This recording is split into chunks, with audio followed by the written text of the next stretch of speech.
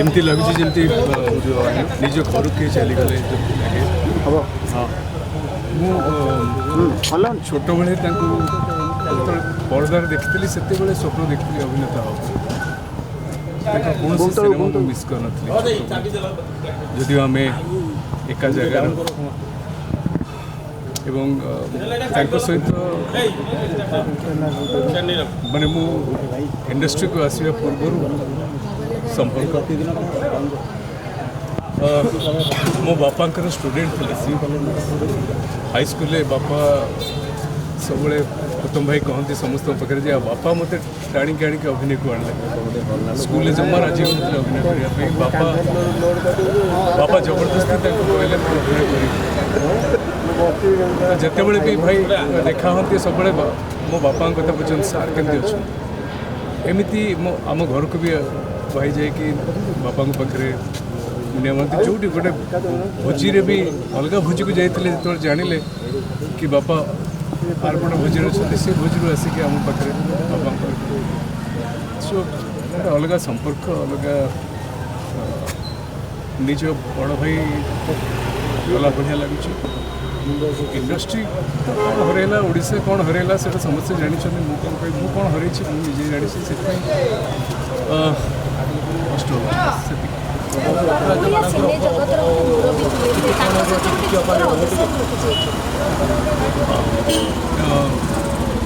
समस्त टिके मुझे भाउज डाके अवस्था कथा पचार कह आम घरे स्वामी चली स्त्री जदिव आम समस्ते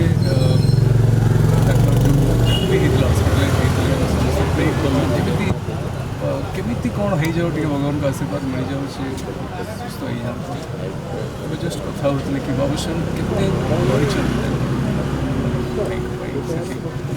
एवं सी हाथ माने परदिन भी हाथ ठरिकी जदि भेंटिलेटर हाथ ठरी कथा एवं गोटे सब गोटे कथा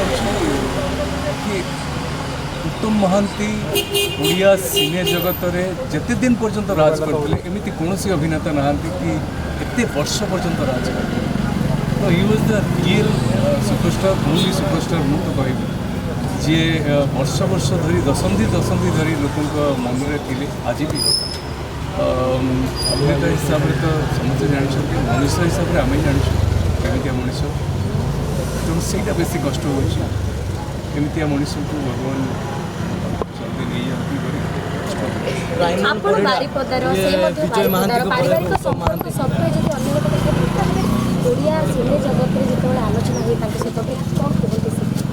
आउ गोटे कथा हूँ आम मयूरभंजिया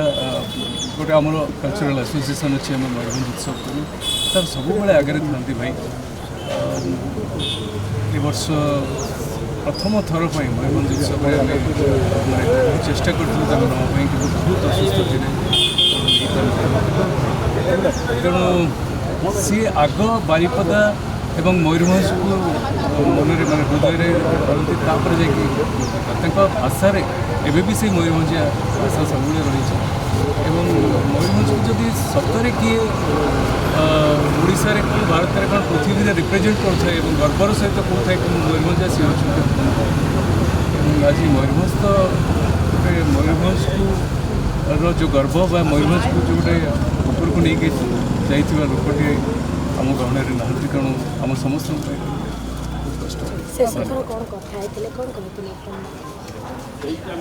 शेष थर जो देखाई आम मयूरभंज डे देखाई नहीं तापर जयदेव भवन में बसन नायक प्रथम प्रश्न मु जुहार कला बेले सार केमती अच्छा भल अच्छा भल अच्छा आम मयूरभंज उत्सव विषय कथा केमती भल